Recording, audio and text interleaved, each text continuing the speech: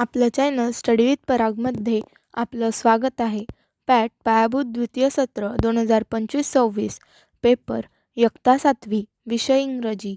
एकूण गुण 60. पेपर उत्तरांसहित दिलेला आहे. तर सुरू करूया. नवीन असाल तर लवकर सबस्क्राईब करा. व्हिडिओ शेवटपर्यंत पूर्ण पहा.